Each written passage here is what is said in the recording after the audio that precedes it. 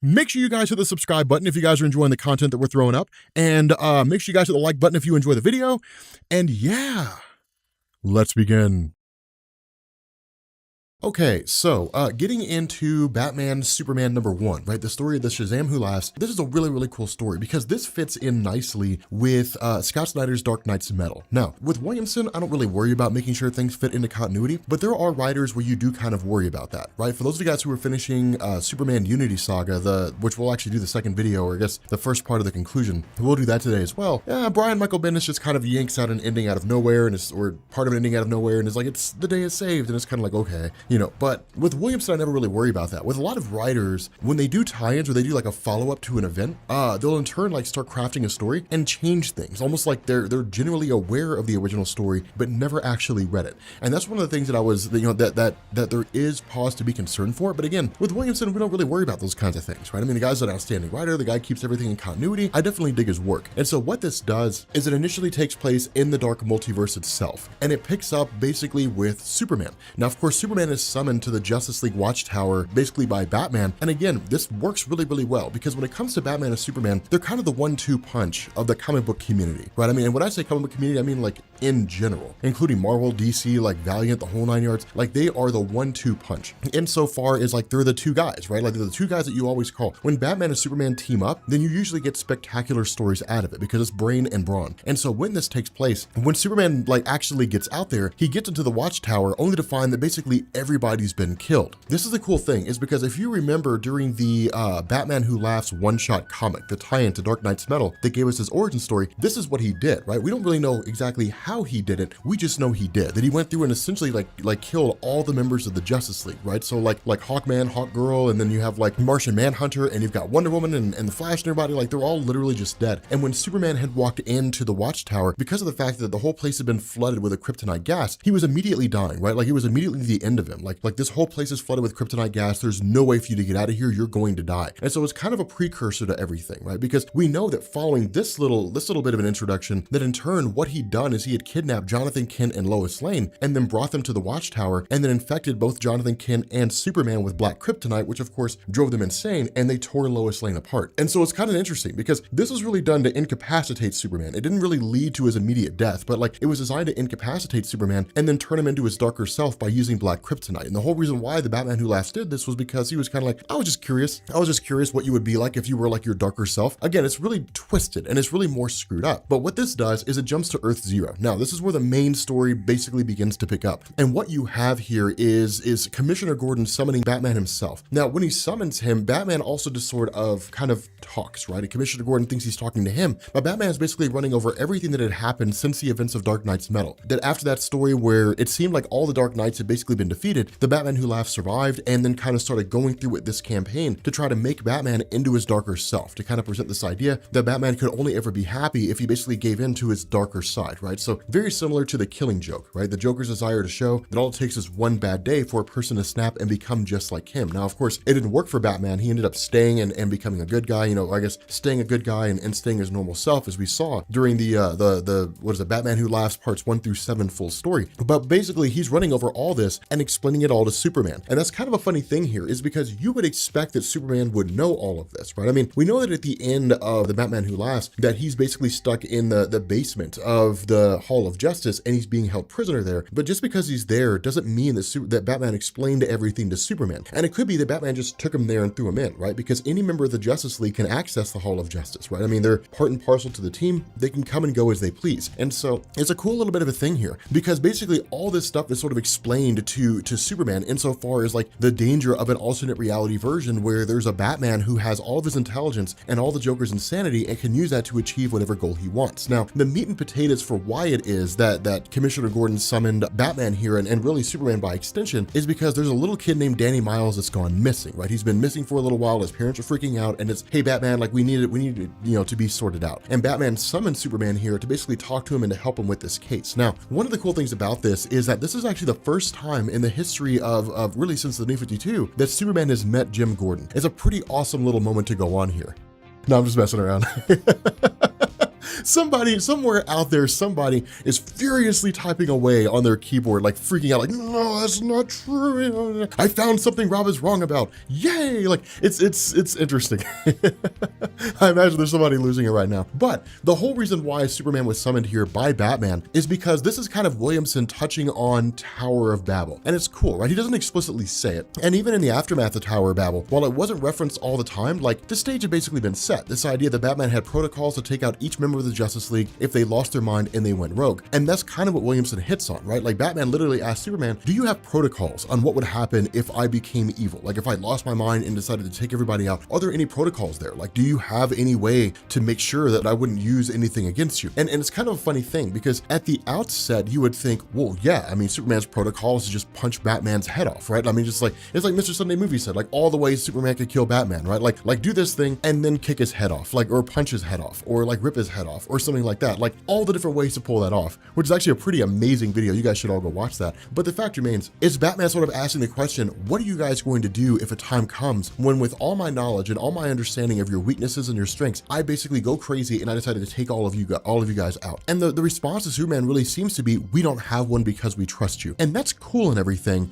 but you always need to make sure that you have a plan, right? Like members of the Justice League have to have that because you're talking about people who are exceedingly powerful or capable in their own right. Batman's not really powerful. He doesn't really possess any powers, but between his intellect and all his knowledge on the members of the Justice League, he could bring them down quick, fast, and in a hurry. That was the nature of Tower of Babel, right? Like all these different protocols that were set up to incapacitate each member of the League in case they went awry or whatever the case was. For Superman to kind of respond like that almost really seems naive. Like what if the most intelligent member of your superhero team, and indeed probably one of the most intelligent members of the planet Earth, short of maybe Lex Luthor, basically were to turn into a villain with all his knowledge about you, you have no safeguard for that. Like you have no way to protect yourself from that. That's how the Batman Who Laughs won, presumably is because his whole league trusted him. And there's something to be said about trusting him, but there's also something to be saying about being foolish, about not really taking the steps you need to in order to make sure that you and yours are safe, right? Because more important than any individual in the Justice League is safeguarding the Earth itself and ensuring the League's survival. That supersedes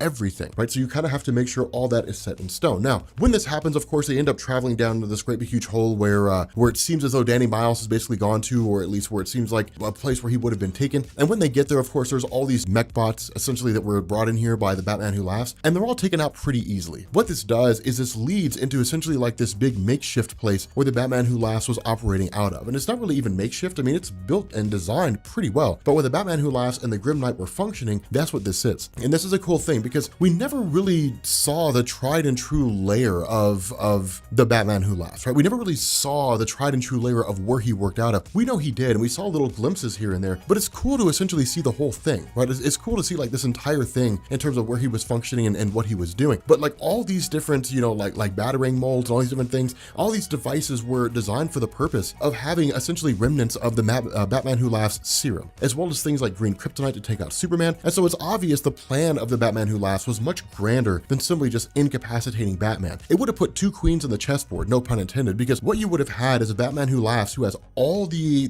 intelligence of Batman and all the insanity of the Joker, who in turn brings the main DC Universe Batman over to his side. You've got two evil Batmen running around a universe. They would decimate all. Everybody would fall prey to them. And so what this does is it almost leads to a kind of game, right? There's this chessboard that's basically set up between the white and the black side, and the way the pieces are arranged, no side can move without the other winning, right? So like if the black side moves a piece, white wins. If white moves a piece, black wins, right? Just because of the way that the chess set is set up. And so as a result of this, it's kind of like, well, what if we move a piece? Like, let's just see what happens. And when they do, it ends up basically bringing this giant image of all the different members of the superhero community. And when I say all, I mean all of them. Every single member of the superhero community. And the idea is they've all basically been Jokerized, meaning they're all a target for the Batman Who Laughs serum, right? To basically turn them all into villains. And so it's kind of cool because when that happens, suddenly the two of them are met by one of the crows of the Batman Who Laughs. Now, these crows were always ambiguous. And really, it wasn't even like Scott Snyder never really even gave us any indication of what they were. You know, when this story was initially announced, it was funny because I saw people who were complaining about the fact that like, why is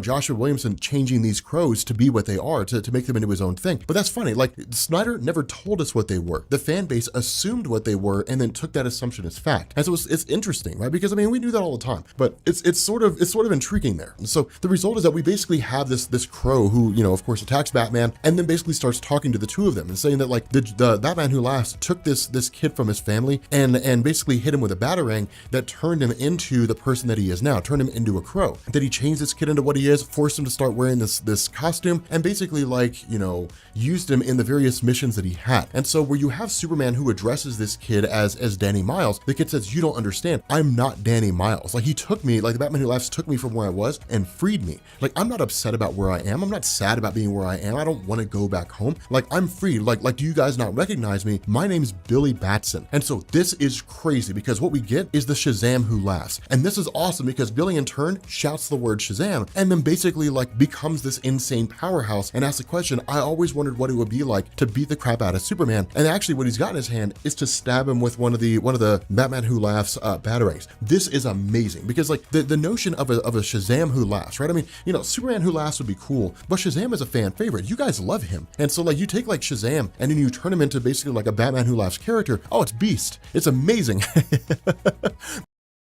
Okay, so we're picking up with Batman Superman #2, which, oh my God, I've been dying for this comic to come out because like the first one was so good. It was amazing. I was like, what a way to intro it. Like, what a way to bring this in, like the Shazam Who Laughs. Now, here's the cool thing, and I think this is actually gonna prove to be one of the most important parts of this particular story arc that Joshua Williamson is writing. Initially, you pick up with Commissioner Gordon, right outside of Gotham City in the Gotham City Police Department Armory. So while it is in the GCPD Armory, it isn't usually normal for him to like kind of sneak off and meet with somebody outside the city for a particular purpose, right? And the fact that it is the Armory means that, of course, it's police property, meaning Commissioner Gordon could go in there and basically dismiss everybody temporarily or find a place to meet in secret and basically talk to this person who really appears to be Catwoman more so than anything else. But he basically talks about the various forms of evidence and all the poisons and all the things that the various villains from Gotham City use that is all basically locked down by Wayne Tech security, right? So this seems to indicate that he's talking about the Batcave or some place basically controlled by Bruce Wayne. We could argue like Arkham Asylum, but it would make sense for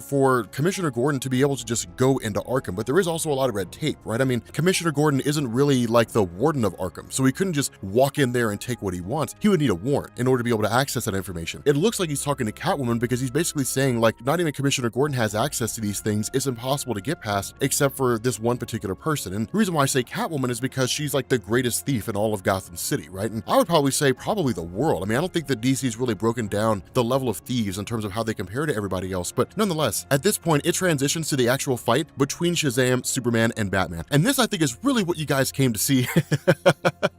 The fight between Shazam, Batman, and Superman. Now, this is the reason why this works so well, is because on the surface, if you're not really knowledgeable about like the weaknesses of Superman, on the surface, you would look at this and just kind of see it boil down to a fight between a Superman-esque character and Superman. But it's far more interesting than that, because remember, Superman has a weakness to magic, and that's one of the things, that's one of the I guess the upper hands that Shazam always sort of had on him. Now, Shazam's not a straight up magic wielder like, you know, like Zatanna or somebody like that, but magic is invoked in the powers that he uses. And so it's kind of cool to see Joshua Williamson sort of tug on that little string and then have him face off against Supes. And so with Batman being part of the fray, it's sort of funny here because it's just sort of like Batman's just a guy in a Halloween costume, right? Like Shazam Who Laughs doesn't really take him seriously, and indeed, there's no reason for him to. And so with that being said, like you basically end up having like the question of Batman of where's this thing being kept? Of course, he's essentially on the hunt for something, and it's a cool scenario because what ends up happening is Superman goes to use his heat vision on Shazam, and then Shazam turns back into Billy Batson. And this is genius here. This is absolutely genius. Here's the reason why. Shazam, I always sort of saw depicted as a young, naive kid who was an answer to the question, what if a teenager had the powers of Superman? That's really how I always saw him. And for the most part, that's really what he was. Like, what if you woke up one day and you had all of Superman's powers, but you had them on command? I want to be Superman now. And you basically got all those powers that the Man of Steel has. What would you do with that? I never saw him as the sharpest tool in the shed.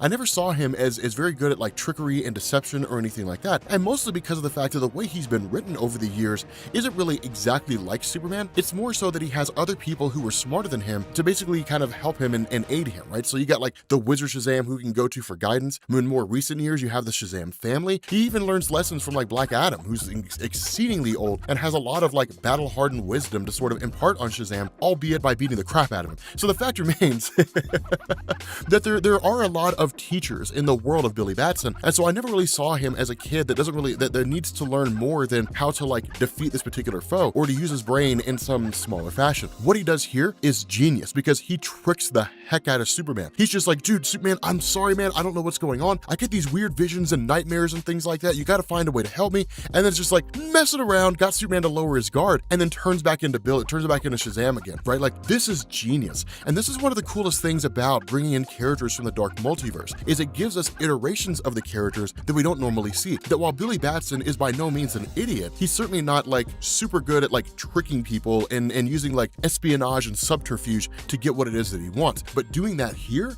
is really, really, really smart. Like, it's pretty awesome. And so what he ends up doing is basically sort of kind of revealing to Superman a bit of his intention. Now, in reality, it should kind of be taken with a grain of salt. And the reason why I say that is because what he does is basically saying that like, hey, you know, you always considered my existence to be a joke. You guys laugh at me and you guys talk about me behind my back, different things like that. Basically, like, you never really took me seriously. You had me on the team because I'm powerful, but not really because I matter. And the reality is that this is not Billy Batson from the main DC universe. This is Billy Batson from the dark multiverse. And so what he's basically doing is bringing all those ideologies from the dark multiverse into the main DC universe and then basically putting them onto Superman, right? Like projecting them onto Superman and saying like, how you guys existed in my universe is how you guys exist here, which is not necessarily true. But what it does do is allow him to maintain this fantasy of believing what he wants to believe. And so it's a really cool concept. And it's a really cool idea. It's a great reflection of people in the modern day. And so of course, then you have Batman who just comes flying in with like the Batman Who Laughs Batwing. Because remember, when the Batman Who Laughs came over from the dark multiverse, the first thing was being part of Dark Knight's metal. But following the defeat of Barbados, then it turned into, well, how can I basically bring down this Earth and turn it into like a dark multiverse version of itself? And so it wasn't really enough to say, hey, like, we're going to start injecting people with toxins. You basically had to have systems in place that could make him comparable to Batman. And with Batman having all these gadgets and things like that, the Batman Who Laughs had to have his own version of those. And so that's why you saw the Batman Who Laughs having things like his own Batwing and so on and so forth. It was a way to just kind of build his presence up and to allow himself to become a legitimate danger to Bruce Wayne. Because at the end of the day, why would Bruce Wayne be worried about himself running around on Earth who doesn't have a Batwing or a Batmobile or a Batboat or a Bat credit card? Like, why would he have to worry about that guy? He's just like, okay, so like, I'll just track him down and then shoot him in the face when he's like running away from me, and that would basically be it. But it's kind of a cool thing because what Batman does is basically roll up on Shazam and then in turn like stab him, right? Now what it does is it allows Shazam to essentially like incapacitate Batman, to send him flying down to the ground while he's unconscious and force Superman into a choice. Do you want to defeat me or do you want to save Batman? And now here's kind of a funny thing, and in reality, I would have defeated Shazam. Like, I want to know what would you guys have done? Would you guys have defeated Shazam or would you have saved Batman? Like, I'm kind of curious. It's like a video game choice, right? Like, what was it? Arkham City, where like you're Catwoman and you have to choose between like taking the money and leaving or like saving Batman. I live streamed that at one point and all you guys, like a bunch of you guys were watching it and I was like, what should I do? You guys were like, let Batman die. You guys are heartless. You're terrible people. Terrible people is what you are. But nonetheless, it's really cool here because I would have defeated Shazam. And the reason why is because Batman, you know, Bruce Wayne is very, very capable. That's true. And really like Dick Grayson and Tim Drake and Damian Wayne and Jason Todd, if you chose to, and even Batgirl. Like, they're not really a Batman, right? They're not a perfect stand-in, but hey, they're good enough. So I would have been like, all right, you know, hey, sorry, Batman. It's been real and it's been good, but it ain't been real good because you're kind of a dick. So like, I'm going to defeat Shazam. Shazam's got to go. And then like, just go to Dick Grayson and say, man, it was terrible, man. Like, it was awful. You know, it's you know, it was a tough choice to make, man, but like, you want to be Batman though? Like, that's basically how it would go. That's basically how that whole situation would go down. And it's kind of funny because in turn, when Batman wakes up in the Fortress of Solitude, he actually starts chastising Superman and just being like, why didn't you stop Shazam? Why didn't you let me die? And indeed, it would have been the smarter move to make. Now, of course, Superman ends up doing the Superman thing where it's like, well, I looked into his eyes and I saw that it's really Billy Batson. He's just struggling with a few things. And it's like, look, we're not talking about drug addiction, right? Like, we're not talking about, you know, Shazam, you know, the Billy Batson got his heart broken by some girl he met in like the 9th grade and like he was never in love before and he couldn't get over it and he was just struggling forever and he decided the best way to do it was become some angsty teenager who's also an evil version of Superman, more or less. But that's not what we're talking about. Like, we're talking about a legitimately evil superhero out there who would further the plan of the Batman Who Laughs and turning the entirety of the world upside down. So it's kind of crazy because in doing this and it's sort of taunting of Superman, what Shazam basically revealed to him is that the Batman Who Laughs is working with basically dark multiverse versions of themselves. superheroes, right? So like the Superman who laughs and the Wonder Woman who laughs and the Aquaman who laughs and different things like that. What it does is it provides them with an end. And this is kind of the benefit of Superman, and it's why he did what he did, right? Because it's kind of like, okay, look, we could defeat Shazam who laughs, but at the end of the day, we're treating a symptom. We're not treating the cause. We need to actually treat the cause, right? So let the small fish go to catch the big fish. That's the cool thing that goes on here. And so we're basically, he sits down and analyzes these batarangs that were used by the Batman who laughs, and each one is basically encoded to the particular DNA sequence of each member of the Justice League and designed to infect them in a way that will basically allow complete and total control, right? So Superman being weak to kryptonite, the batarang was laced with some form of kryptonite, most likely, in order to basically pierce the body of Superman and then in turn infect him. The question is, where do we go from here? And that's when Batman and Superman form this plan. What they end up doing is basically traveling out. And, Batman says, like, no one can know what we're doing here. This has to stay secret. Now, this is really the question that I had, is with a scenario like this, like a Shazam who laughs running around out there, how does the Justice League not get involved? And it's basically Batman telling Superman, like, no one can know what we're doing. This has to be a secret mission between the two of us. No one can be aware of what's going on. And then he asks the question, are you truly ready for this? And the response of Superman is, one, I always knew that you had the Batman who laughs being held underneath the Hall of Justice because I'm a journalist. Now in reality, it could have also been like, I just use X-ray vision because I was bored one day and I wanted to see if anything needed to be cleaned, and then I just saw that the Batman who laughs is under there, and I was like, what in the heck is going on? Like, I mean, that would have been kind of cool. That would have been pretty interesting too. But nonetheless, Superman figured it out very, very fast, and he basically says it's the only real option that we have. And so this is what's really cool here, is because suddenly you switch over to the Batman who laughs, and when that happens, like, in comes Superman as the Superman who laughs, and the Batman who laughs greets him as an old friend, which is crazy. Because here's the question I have: is this actually the Superman, like Superman who's fine and pretending to be the Batman who laughs, or is it Superman who is like the Superman who laughs, right? Like, is that really what's going on? I imagine it's probably him faking it, but it'd be awesome if it wasn't. This entire time, it was actually the Superman who laughs who was pretending. And like Billy Batson transforming into the normal version of himself is Joshua Williamson's way of telling us that would be awesome. Okay, so we are getting back into Batman Superman. Like, we're getting back into Batman Superman. In the last video, we basically ended that on like Superman busting into the prison beneath the Hall of Justice where the Batman who laughs is being held, and then in turn, like, breaking him out, right? And so the big question, this is kind of the question that we ended this on, is it Superman full on infected, or is it Superman working on behalf of Batman? And the circumstances lent themselves to the idea that Superman was working with Batman, and this was all just one great big ruse. And that's really what it turns out to be, right? It really just turns out to be a circumstance where Superman infected himself with the Joker toxin in order to go underground, or I guess in order to infiltrate and to trick the Batman who laughs into believing that he has successfully been infected. And so basically, like, this prison break, or at least, breaking him out of this facility, is one of the worst case scenarios in a lot of ways, because what it means is the Batman who laughs is on the loose again. But the other half of this, and the reason why this is so interesting, is because it's Superman playing a dangerous game. Now, it's one of these things where Superman's kind of like, okay, so like, we couldn't get the plan from Billy Batson, what's this plan? Like, what's the scheme that you have? And the way the Batman who laughs does this is kind of hilarious, right? Because I was reading through this and I was like, well, this is like one of the most grandiose schemes in the history of everything, right? Like, it's kind of an insane scheme, but at the same time, it sounds like it'd be nothing the Batman who laughs would do. Because what he says here is like, my scheme, my grand plan here is to infect all the superheroes of your world, and then like infect everybody in your multiverse, and then like destroy your multiverse. And it's just kind of like, really? That's your grand scheme? Like, that's your grand plan, is to wipe everything out of existence? And he actually ends up going as far as to like taunt Superman and be like, how like your mom felt when your world exploded? Well, that's how you're gonna feel. It's almost like he's toying with the Man of Steel. And the reason why is because as soon as Superman basically reveals the fact that he's not fully turned, right? He lets his temper get the better of him and starts tearing into the Batman who laughs. Ultimately, Batman jumps in with kryptonite and stops Superman. And that's when you find out they never broke out, right? Like, they never broke out of the facility. Like, they've been in there the entire time. That Superman just walked in there. And so this perception that like the Batman who laughs had been broken out, this belief that like he was on the loose again, that none of it was real. But here's the funny thing about this, is the Batman who laughs knew. It's kind of this revelation of like, hey, he knows what's going on, right? Like, that's why he's taunting you. That's why he's toying with you. That's why he's using you, is because like he knows that all this is a ruse. Like, he knows that all this is a trick. And so he leaves them one last clue. When they ask him like, who are the secret six that you infected, as if it's going to do anything, as if it's going to like help at all, if it's going to help with anything. They end up asking him like, who are the secret six that you infected? And the Batman who laughs is like, I'm not going to tell you guys who it is. Like, I'm not going to reveal all the names. I'll just tell you, like, I wouldn't shine their name in the sky with a light, and right off the bat, Batman immediately figures out who this person is, right? So drops Superman in this giant facility where it'll basically bombard him with solar radiation, and it'll help to essentially, get rid of the Joker toxin. Now, here's the thing about that, right? Like, the more I say that, the more I think about it this way. Here's the thing about that.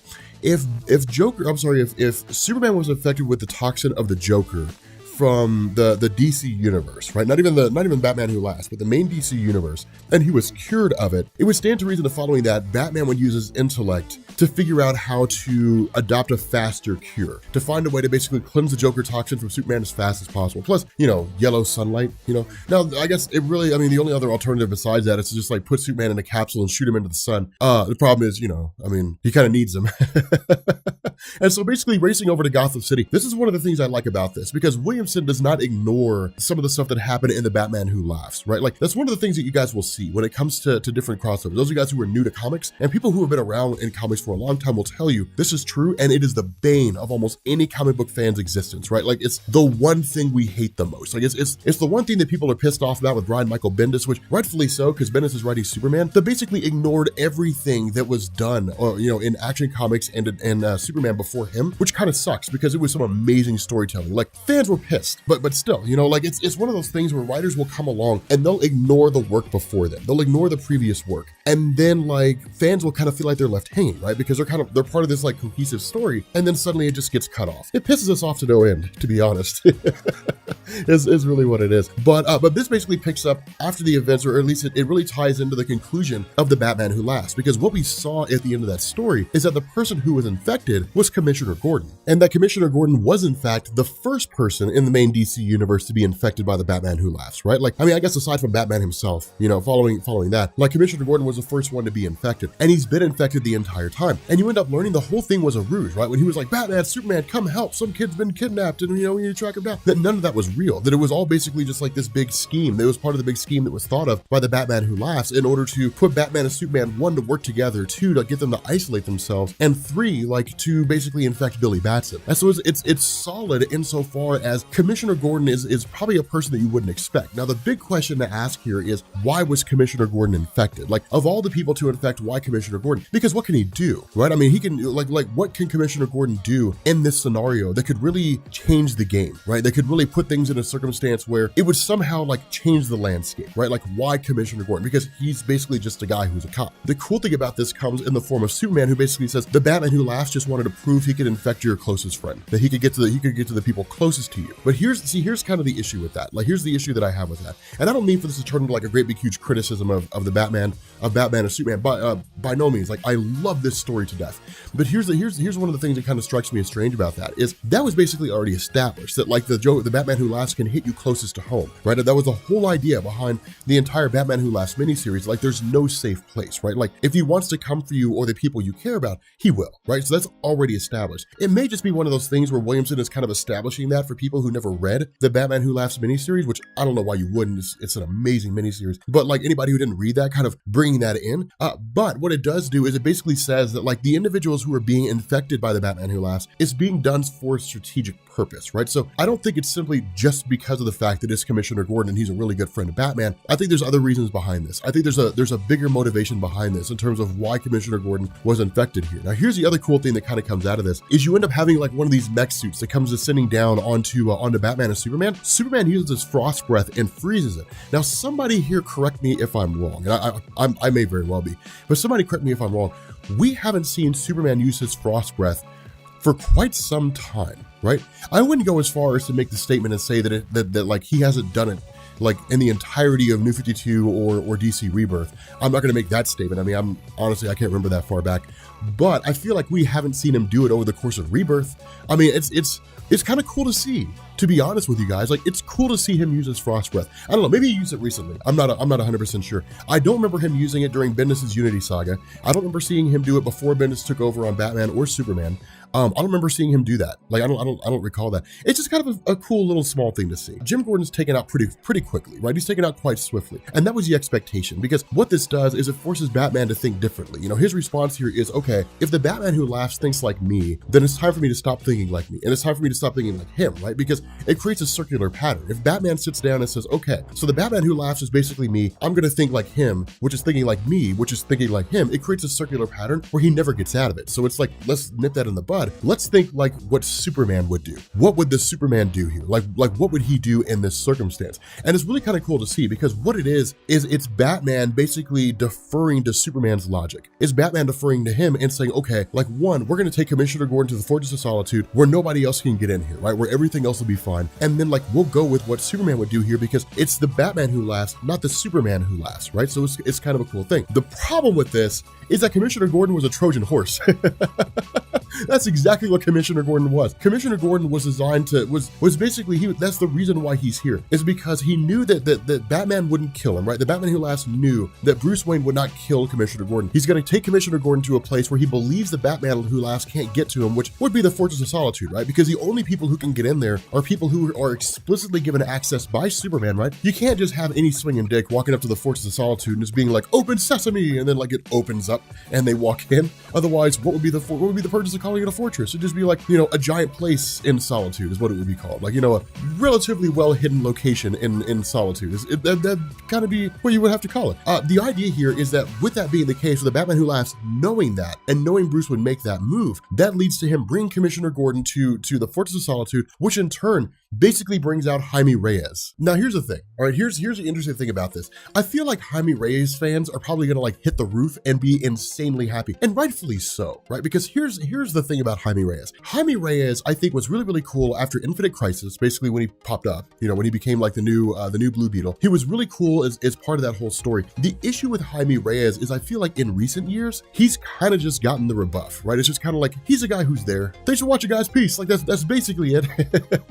When it comes to Jaime Reyes, like you don't really get much with him. You know, like DC hasn't really pushed him all that hard. And the cool thing about this is that having him being brought in as a person who's infected by the Batman who laughs, what it does is it's really kind of Williamson's way of saying, hey, look guys, you guys have been sleeping on Jaime Reyes. Like that's really what's been going on here, right? And in reality, people are. Like people don't really understand how powerful Jaime Reyes can be. I mean, post Infinite Crisis, there were multiple circumstances where it was kind of like, hey, look, if this guy pushed his powers to the limit, right? Like if him and the Scarab push the powers to the limit and basically take all this tech and all this energy that makes up what it is that Blue Beetle can do, and then like push it to its absolute peak, the guy would be an absolute powerhouse in DC Comics. And there are times that he has been, but the fact remains that at the moment right now, like because of the nature of the Blue Beetle suit, because it's basically a high-tech suit that's used by Jaime Reyes by virtue of the Scarab that's grafted to his back, he can infiltrate virtually anything. And being able to like putting him in a circumstance where he basically becomes this kind of, you know, where Commissioner Gordon acts as a Trojan horse, which allows Jaime Reyes to basically like infiltrate the tech systems of the Fortress of Solitude and then take them all over, to essentially take over Kryptonian technology, makes him like this hugely dangerous foe. Because now it's basically like Jaime Reyes amped up with like Kryptonian technology that has to face off against Batman versus Superman, and the guy's totally insane at the same time. That's kind of the crazy thing, because what this does, this is one of the crazy things about this, is that what this does, looking at the depiction of the suit as it shows up at the end of this, it doesn't really look like it's Jaime Reyes in control. The reason why I say that is in DC Comics, one of the things that they established is that the Scarab can actually seize control and totally take over absent Jaime Reyes' influence, right? So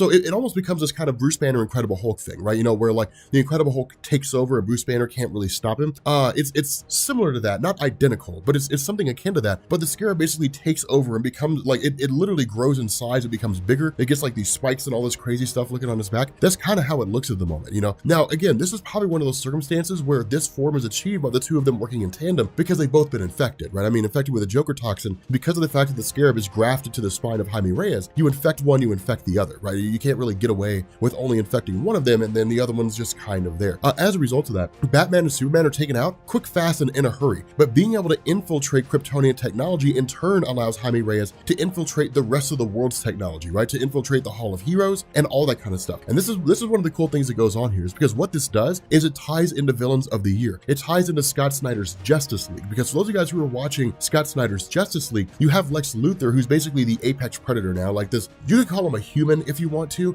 the way that he was originally created when the multiverse was first formed, before it was wiped away and then replaced with everything we've basically been seeing since, like, you know, the formation of DC Comics in the modern era. As a result of that, like, he's basically like a Martian Manhunter and a human being merged into one, is really what it is, right? That's how people originally were. But he's also leading his Legion of Doom, and the Legion of Doom is one of these things where it's kind of like trying to seize control, like ensure the survival of Perpetua. And so what this means, what this shows, is that the Batman Who Laughs is on a collision course with Lex Luthor's forces. Here's the question I have: is the enemy of my enemy my friend? That's my question that I'm asking here, is because if that's the case, then what I would love to see come out of this is, even if it's only for a temporary alliance, right? Like Batman, Superman, the Batman Who Laughs, and the Secret Six working together against the forces of Lex Luthor. That would be legit. Like that would be baller. Because dude, imagine, like, here's the thing. Imagine what would happen if the Batman and the Batman Who Laughs teamed up with each other. Like, imagine what that would look like. Like, nobody would stand a chance. They'd be like Super Batman, basically. It'd be Super Batman just wreaking havoc on whoever he fights.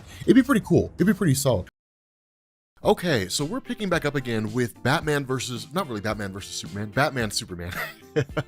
Essentially like the Batman Who Laughs. Now, this is awesome, right? Because in the last video we picked up with Jaime Reyes basically being infected and then using the Blue Beetle Scarab to essentially infect the Fortress of Solitude, right? And so what this does is follow up immediately after that. Now, for the most part, taking over the entire defense system of the Fortress of Solitude and using it against both Batman and Superman, for the most part, with Superman understanding how it works, initially he would begin to find a way out, right? Like that was kind of the expectation, is that he would find a way out. Batman would be a little more stuck, right? Because he doesn't really know the fortress inside and out the way that Superman does, but of course, given his ingenuity, he would ultimately find a way out as well. And so really, if it's just Jaime Reyes facing off against Batman versus Batman and Superman, eventually they would be able to overtake him, right? Just by sheer force of will or what have you. But notice this, the Batman Who Laughs, knowing what he knows about Superman, right? And knowing that Superman would keep an eye on him, you know, not really literally insofar as listening to him and making sure that he's not really making an escape or something like that, the Batman Who Laughs uses this to his advantage and just starts whispering in the ear of Superman. The funny thing about this is that what you end up getting here is the intervention of Donna Troy and Hawkman, but not in the way that you expect. Instead,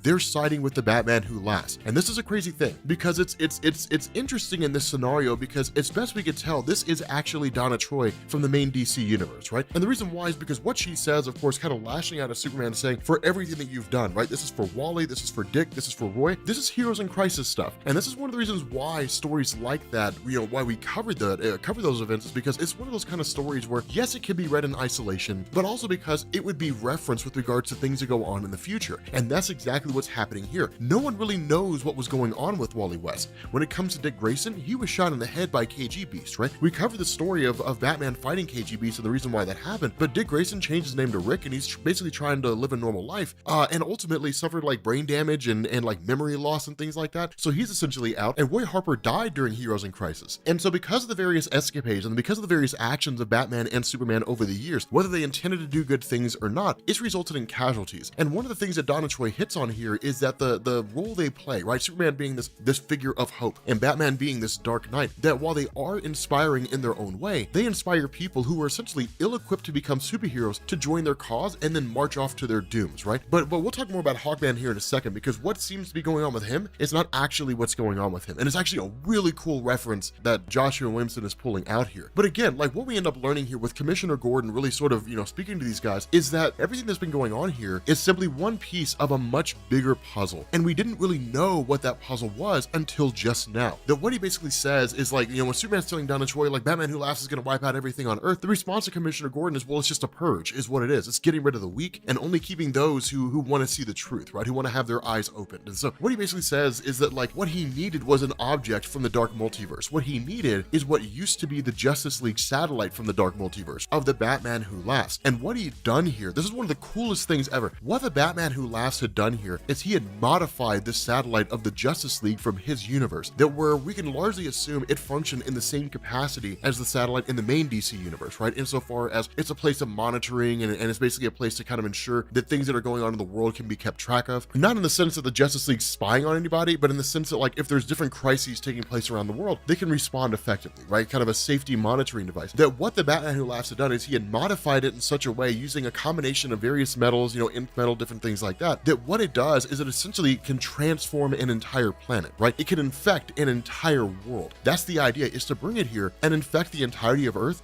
all at one time. The issue was that they needed various people to open the portal, right? To get the portal to a place where it could be open. And this is one of the cool things about this, because it says, like, you know, you have these different characters that have existed, these different things, right? So you've got magic, which is covered by Shazam. You've got different characters that play different roles here. And it even references back to the events of Dark Knight's Metal. It's like the first step to getting this portal open was to basically use Superman to get someone to cross over to the other side, to the Dark Multiverse, which is exactly what Superman did, right? When Batman was captured by Barbados, that Superman and the various superheroes used the Tower of the Anti-Monitor and the Phantom Zone projector to get Superman over to the Dark Multiverse. That was the first part of opening the portal, right? And it's like all these little steps that have taken place along the way that seemed innocuous, that seemed kind of like a thing that was a good idea in the moment that you never really thought anything about, suddenly become stupendously important. And it's awesome, because what ends up happening here is, of course, Batman kind of chimes in and says, yes, I do plan for everything.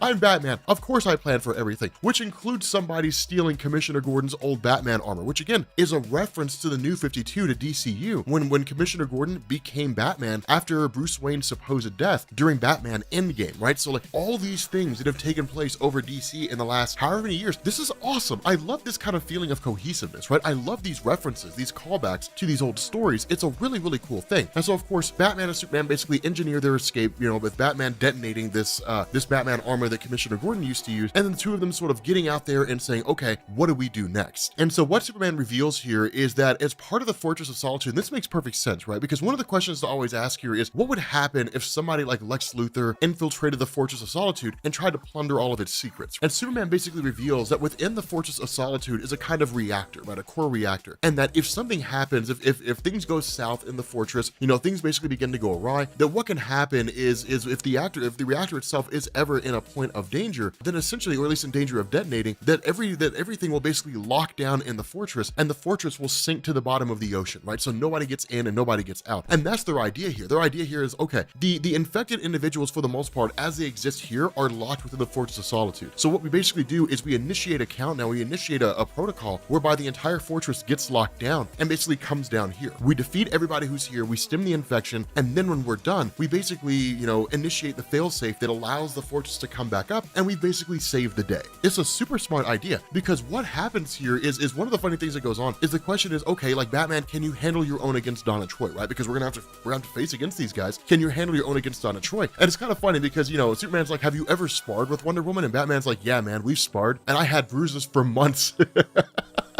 And I know she was holding back. It's cool. Like I love that little thing. It's kind of a cool thing, because then what you do is you pick up with Hawkman and you pick up with Donna Troy. This is one of the coolest things that Williamson and DC have done, is that this is not actually Hawkman from the main DC universe. This is Hawkman from Earth 3, right? From the world of the crime syndicate of America. It's cool to see that some of those guys are still around. I mean, not insofar as the ones that came over during Forever Evil from the New 52, but like that's still a universe that's there. There's still various superpowered beings that are there. It's cool to see that there's still some ties being maintained there, because I love the concept of Earth 3. But Batman showing up here to face off against Carter Hall as well as face off against Donna Troy is kind of a cool thing, right? Because Carter Hall makes references like, there's no Batman on my Earth, there was only an Owlman. And Batman's like, yeah, man, I crushed him too, right? Just like I'm gonna destroy you. And it's kind of a cool thing, because in the middle of all this, right, with this conflict kind of playing out the way it is, and really even 2-on-1 insofar as Donna Troy facing off against like Batman and, Batman facing off against Donna Troy and Hawkman is a pretty huge task, even for Batman. Then suddenly you have Supergirl who comes into the rescue, right? Supergirl is basically like, I overheard what was going on with the Fortress of Solitude, so on and so forth, and I'm here for this, right? Now, there is a tie-in, not really a tie-in, I guess it is kind of a tie-in in the Supergirl series, which we can cover if you guys want to see it, but it's basically Supergirl the Infected, and it covers like what's going on with her and how she got here and different things like that. But the idea here is it's kind of cool, because in the midst of all that, you have, of course, Batman being rescued by Supergirl, and then in turn, like, it's this attempt to basically,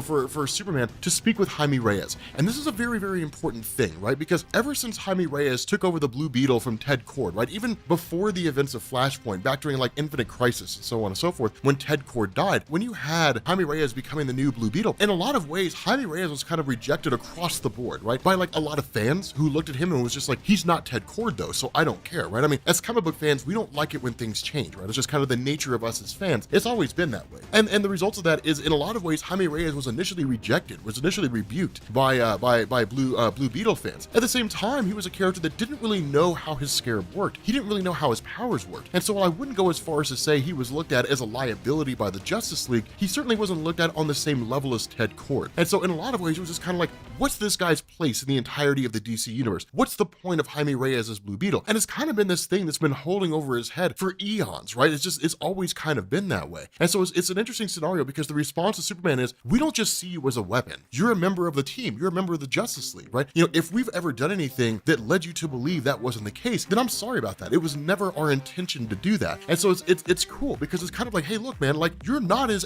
far out there and left out in the cold as you believe you are. But remember, the nature of the infection of the Batman Who Laughs is to twist your perspective of the world, right? To twist it inside out. It's like having anxiety, right? Anxiety and depression. It's to twist it inside out, screw up your perspective so that nothing that you see is actually the way that it is, and then in turn send you forward out into the world. And so it's kind of interesting because in the middle of all that, the concentration kind of breaks, right? You have Donna Troy who shows up out of nowhere, basically ends up subduing Superman, which breaks the kind of connection he had with Jaime Reyes. Jaime Reyes reverts back into his scarab form when the infection takes hold again, at least over the suit anyway. And then in turn, you have like this Batarang, you know, this Superman Batarang that's thrown and is designed to hit Superman, only for Supergirl to jump in the way and catch it. And this is a crazy thing because it's one of these scenarios where if you're looking at the story, like if you're reading each thing as opposed to skimming, then like you would know exactly what's going to happen. Because one of the things Commissioner Gordon had said was when he had the Superman Batarang, he said this was specifically designed to pierce that Kryptonian skin of yours. And so essentially what happened when Supergirl caught it is it pierced her skin and it infected Supergirl. Supergirl is now infected with the Shazam Who Laughs toxin. In addition to that, you have the arrival of Shazam, you have the arrival of all these various infected heroes who show up. I just want to say here, right? Because one, you've got John Constantine, who's an infected member of the Batman Who Laughs family, right? He's one of the Secret Six. I prefer to think of it as like the Justice League Who Laughs, which is basically what it is. It's like their own little version of the Justice League. But you've literally got Shazam, Hawkman, John Constantine, you've got Donna Troy, you've got Blue Beetle, and you've got Supergirl. Supergirl looks amazing, dude. Like her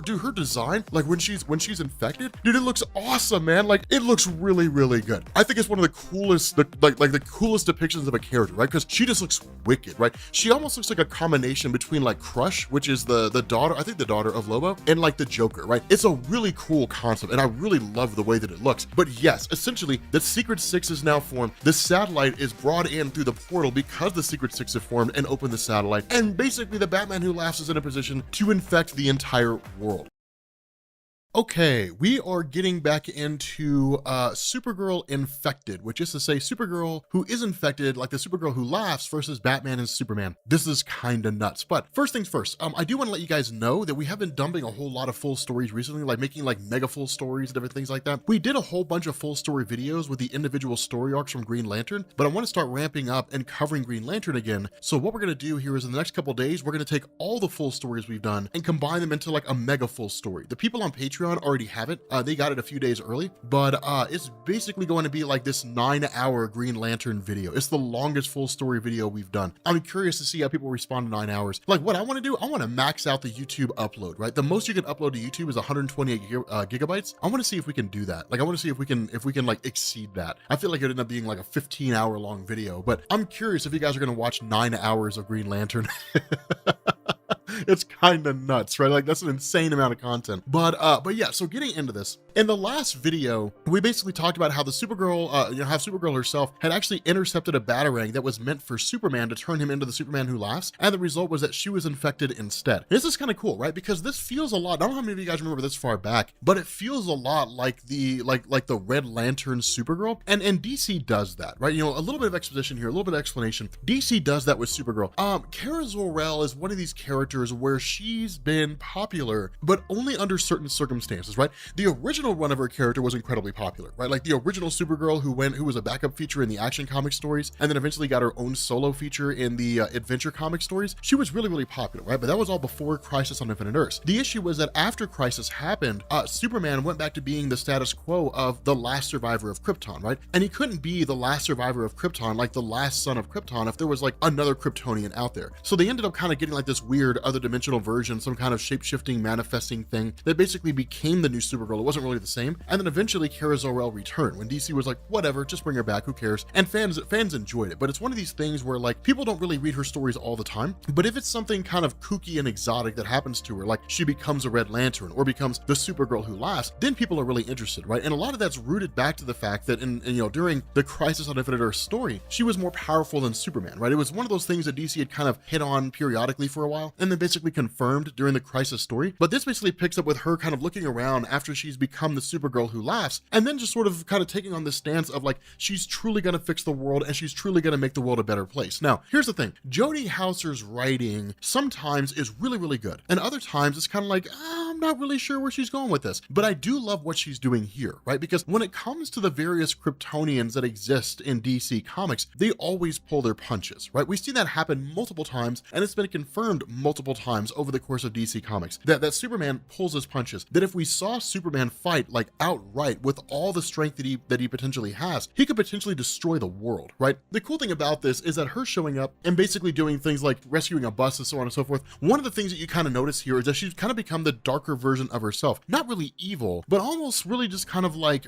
obsessed with herself, and so far as like, I'm the most important thing ever. And this manifests in the form of like, yes, this bus is saved, but instead of like tending to the passengers and doing what we would expect her to do, which is to say, is anybody okay? Is everybody all right? Instead, she's just like, you're welcome. I've done a fine job. And she like pats herself on the back and then goes about her business and does her thing. And that's the kind of crazy situation, is because she immediately goes after the bus driver, right?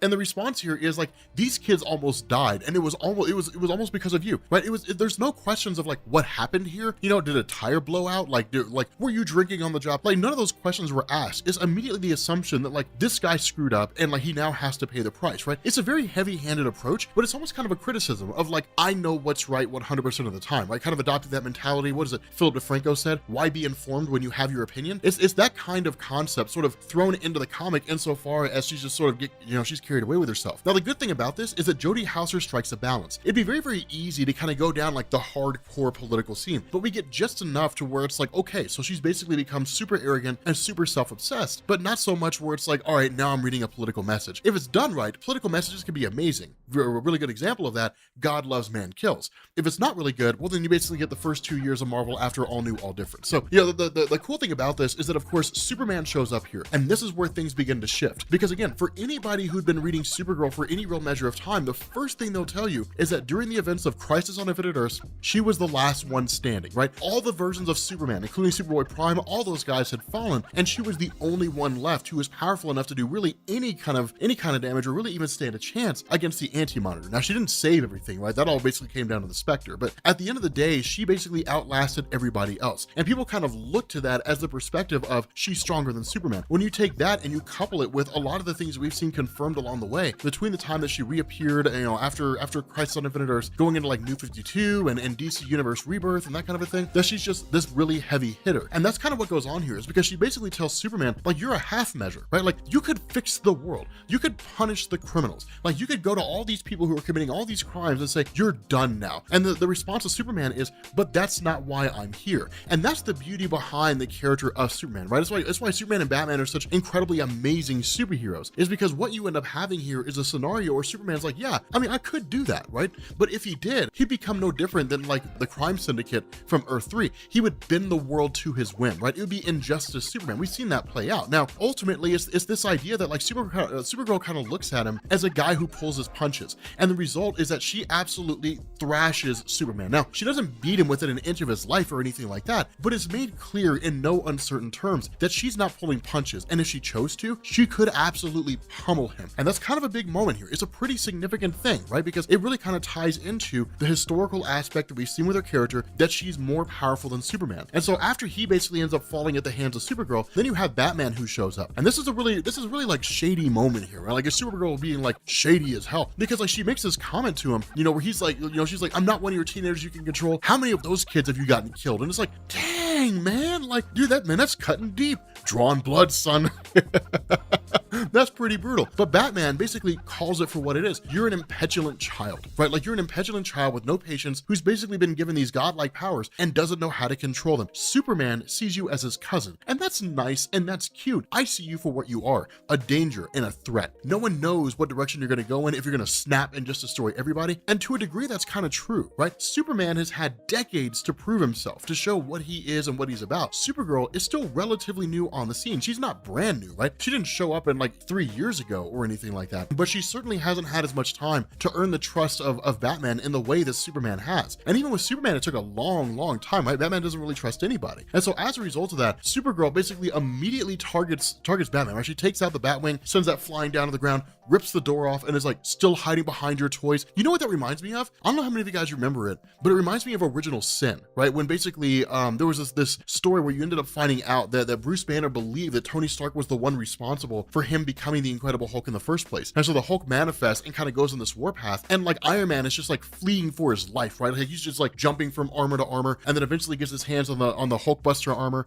and the Incredible Hulk comes walking into the room, and he's like, always the optimist, Tony, as if you really had a chance with that suit of armor anyway, and then basically crushes the armor around Iron Man, right? It's one of the coolest moments ever. We covered that in Original Sin, and you'll find that here on the channel. I think it's actually, I don't remember if we covered it individually or if we covered it as part of the whole event, but you'll find that in the full story that you'll find down in the description. But it's kind of a cool little thing, because Batman's response is like, yeah, I don't trust you. Like, I don't know who you are. Like, you're just some kind of unknown thing that's out there. And her response is like, I could kill you if I wanted to, but I'm not, because he won't let me. Of course, her speaking about the Batman Who Laughs, he has his own plan for you. And so as a result, she basically dismisses him, throws him away, Superman rescues him, and then she takes off. And it's kind of a cool moment there, because what this does is it basically branches off into her own individual comic, right? It kind of continues on along the Supergirl plot threads, and will probably ultimately wrap back around into the actual Batman versus Superman line of stories at the moment. But it's a great little thing here, because what you get is essentially this ridiculously, just not really even overpowered, so much as Supergirl in her raw form, when she's not pulling any punches, when she's not holding back, and when she really is taking on Batman as Superman with the full length of her abilities. The only reason why she didn't kill these guys is because she chose not to, because I would submit here that if Supergirl so wanted to choose it, like if she so chose to do it, she could kill Superman. It wouldn't be an easy thing, right? She's not gonna like punch him in the head and like shake his brain and kill him, right? It's not gonna go down that fast, but she could beat him to death, and it'd be kind of a cool thing. Like it'd be interesting to see like this knockdown, drag out fight between Supergirl and Superman in terms of who would actually win here. I'm kind of curious. Okay, so we are picking up with the conclusion of Batman Superman number 5. And for those of you guys who have been following along with this, you guys are aware that what's been going on here is the Batman Who Laughs kind of had this grand plan, right? This great big huge grand scheme. And the idea is that it originated really arriving on Earth during the events of the Dark Knight's Metal storyline. Now, some people had asked, and I'd seen this in the comments, some people had thought the Batman Who Laughs had been killed during the events of Dark Knight's Metal. And the reality is that he hadn't, right? The Batman Who Laughs actually just kind of skirted around a little bit. He was part of the Immortal Men, I think it was, for a little while, although nothing really significant was done with him. I think he just kind of appeared like once in the first issue. It wasn't really until we got to the Batman story, that we basically saw, this whole depiction of the Batman Who Laughs plan. But the idea is that this plan has really been going on for quite some time. And so the indication here is that the actions of Barbados and all those guys during Dark Knight's Metal was really more of something they were doing, and the Batman Who Laughs was forming his own scheme along the way. But what he had done, at least what we knew about him, is that in his own universe, when he had destroyed all the various superheroes, including the Justice League and Superman and so on and so forth, that what he had intended to do was to basically repurpose the Watchtower, the Justice League Watchtower in his own universe, so that he could basically spread his influence throughout any world that he arrives in. And that's what he's been doing here, right? The whole idea was to basically create a circumstance whereby the entire Kryptonian system could be manipulated by Jaime Reyes due to his ability to tap into technology, and then with the other members of the Infected, with Jim Gordon and those various characters, they could essentially open a portal to the Dark Multiverse, or to the universe of the Batman Who Laughs, and then bring the Justice League Watchtower through and infect the entire Earth in one fell swoop. That's really what he's been shooting to do the entire time. And at the end of the last issue, they succeeded in pulling the Watchtower through. Now remember, the Batman Who Laughs is currently held in prison below the Hall of Justice, and he's been there since the Batman story, right? Even when this story first picked up, he's been there the entire time. But one of the things that goes on is that the infection that he's basically spread to Supergirl, to Donna Troy, to Hawkman, and these various characters, is that it allows him to communicate with them on a frequency that only they can hear. Presumably this was developed by the Batman Who Laughs in order to ensure that Superman couldn't overhear. But it's kind of funny funny here because when this goes down, Batman and Superman still play their roles. And in fact, Williamson does a really good job of explaining to us why it is that they do what they do and how they're functioning this way. But what they end up doing is Superman initially tries to talk them down. Now, the reality of this is that on the surface, they seem too far gone, right? They seem too far to be able to talk back into reason. That's just not really the case anymore. Instead, it's just kind of like, these guys are screwed and like, there's no way to get them back. That's kind of the indication that's put on here. But the reality is that where some of the bugs and the various organisms that exist inside Superman's Fortress of Solitude are basically brought into this location, at the end of the day, they're able to kind of offer some measure of resistance, but the main focus is the Watchtower itself. Now, of course, Superman ends up traveling to the Watchtower, and Batman's basically facing off against a couple forces along the way. The problem with this, and this is where things really get hairy, is that when Superman actually enters the Watchtower, then he sees the full gravity of what's going on. The fact that the entire Justice League from the Batman Who Laughs universe has been killed, and then he turns around and of course he sees the bodies of himself as well as Lois Lane and Jonathan Kent. Now, this is where things get really screwed up, right? Because if you guys recall, during the origin story of the Batman Who Laughs, one of the things that he had done is where the Joker had died, and ultimately Bruce Wayne ingested this super potent toxin that turned him into the Batman Who Laughs, that when he had basically traveled and kind of brought Superman in, tricked him into being there, that Superman and Jonathan were exposed to black kryptonite, which basically twisted them up, screwed them up, and they ended up being the ones to kill Lois Lane, presumably beating her to death. And then they themselves seemed to succumb to kryptonite. Now, I don't think it's explicitly stated that they ended up dying from black kryptonite exposure, but at this point, I don't know what else would have killed them. And so as a result of that, it's really cool because then Shazam and Supergirl show up on the scene, and you get to see something that you don't really get to see all that often, where Shazam sort of taunts Superman, and says, oh yeah, man, it was bad that happened, but I guess you were just too weak in your universe, and kind of giving him a hard time, making fun of him, basically, calling him pathetic and so on and so forth. And even where Supergirl joins in and says, yeah, like, I'm sorry about your loss, even if it is your family from another world, but this basically just shows how outmatched you are, that you would be happier if you joined us, different things like that. Superman flips out. He absolutely lashes out. And again, you don't get to see you don't get to see this very often, but it is cool to see when it does happen because Supergirl is totally taken by surprise. She's like, holy crap, I didn't even know this was coming. Now, this is one of those things that fans really point to when they talk about the strength differences between Superman and Supergirl, because traditionally, like one of the things we mentioned in the previous video is that historically, Supergirl's always been shown to be stronger and more powerful than Superman. But a lot of you guys also made a really, really good point when what you said was that oftentimes at the same time, to kind of accompany that, Supergirl is usually shown to be more reckless. And so because of that, she doesn't really hold back in the same way Superman does. And so the indication that Superman could actually be, and seems to be possibly more powerful than Supergirl, he just holds back his strength a lot more. And it kind of makes sense, right? Lex Luthor and Superman get into a knockdown, drag out fight, and he just punches Lex Luthor with all his strength. Well, he's going to punch him into oblivion. Falcon punch! Like, that's basically what it's going to end up turning into.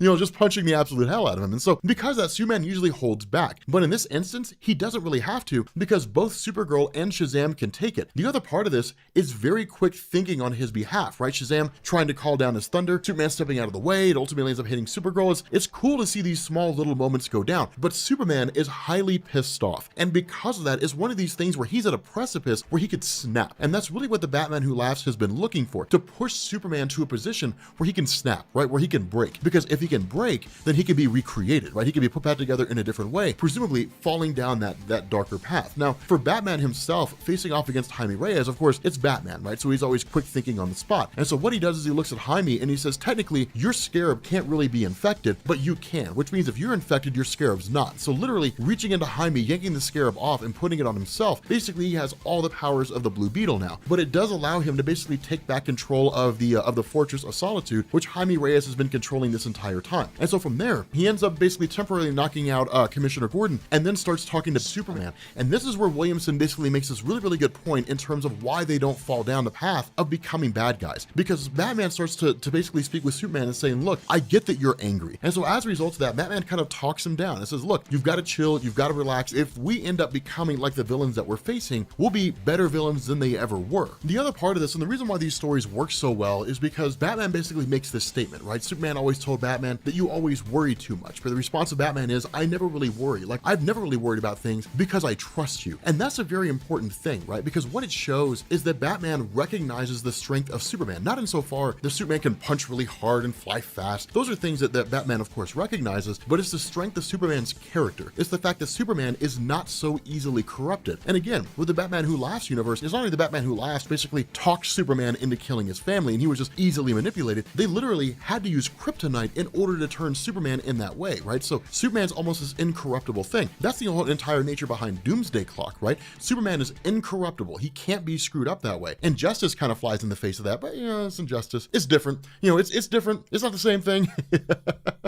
And so as a result of that, of course, the watchtower of the Batman Who Laughs is basically pushed into the sun and destroyed. And then in turn, the response of Batman and Superman is to talk to Commissioner Gordon. And that's the important thing to bear in mind here, is that when Batman was talking to Superman and essentially talking him down, what he told him is, you have to let Supergirl and Shazam go, because you chasing after them is a distraction. That's basically what that is. Don't let them distract you in that way. Let them go off and do their thing. We have to destroy this watchtower. But when they're talking to Commissioner Gordon, it's basically saying, hey, look, there's a way to bring you guys back. We'll figure out what it is. We'll turn everybody back to the way they were. So if you really believe this is a permanent thing and you've somehow officially won, then please understand that's not the case. And that's when he chimes in and says, but where do you think your friends are going though? And of course, that's when we end up realizing that in reality, the Batman Who Laughs kind of saw this coming. Now, again, that's where things sort of wear thin. And that's why I say the nature of Batman really kind of wears thin, right? Because if you take everything that Batman does and you apply it to a different character, then suddenly you start to realize how redundant Batman is. And it's one of these things where it's like, well, the Batman Who Laughs always saw this coming. He had this all planned out the entire time. And so because of that, he was able to overcome whatever plan Batman had. It's one of those funny things, Batman does the exact same thing. He's written the exact same way. Batman is always like, he always comes out on top. And that you're basically seeing the nature of Batman thrown onto a different character. So I would submit, if what's going on with the Batman Who Laughs really kind of bores you, imagine what it's like reading Batman all the time. It's pretty much the exact same thing. The difference is that his stories are just told differently. But it's kind of cool here, because when they get down there, of course, what they end up realizing is they were played the entire time. And this entire scheme was never expected to succeed. The scheme of like the satellite being pulled through and all that kind of stuff, there was no expectation it was actually going to work, right? Because if it was, why leave it to some group like the Secret Six, which could easily and most likely be overtaken by Batman and Superman? So the whole purpose behind what it was that Batman Who Laughs wanted to do was essentially instigate this entire circumstance where it looked like things were going to pop off, Batman and Superman were going to respond, they were going to get into a great big huge fight, and knowing how things were going to go down, they were going to have to basically let some of the members escape and do whatever it is that they were going to do in order to stop the watchtower from basically transforming the entire world into a world of people who laugh. And so in doing that, it left the door open for Shazam and Supergirl to take off and to basically free the Batman Who Laughs. And so now he's kind of out of his cell and back into things again. And so what this does is it basically, really forces Batman and Superman to come to the realization that keeping everything that was going on to themselves, and certainly not bringing in Wonder Woman, who's part of the Trinity, was the wrong mistake to make. And of course, she's going to be pissed. But everything else that goes on with the Batman Who Laughs is actually followed in the Batman Who Laughs and the Infected, You're the Villain,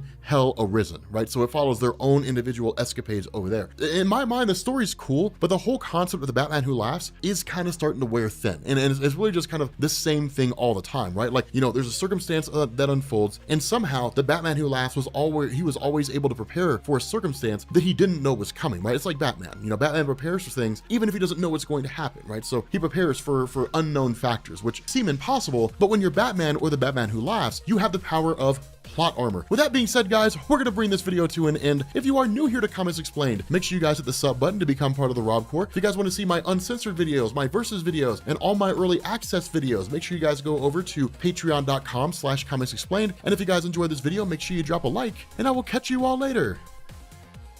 Peace. We've got some new patrons in our top tiers over on patreon.com/Comics Explained. I want to give a shout out to Jason C, Austin S, Austin H, Philip, and Austin B, as well as Steven Z, Eagle F, Joey M, and Jeff R, as well as Genosis 916. As always, we just usually keep the last name to an initial. It helps you guys to maintain your anonymity. Some of you guys have expressed concern about having like your first and last name thrown out there for the world to see. I do not blame you. For you guys who have joined up as part of our Patreon tiers that are eligible for Rob Corps Honor Guard rings, those whose rings have been sent out, you should already have them. If you're a new person who just joined up and you've been part of this tier for a month, your ring will be mailed out to you. So I want to say thank you guys for being patrons.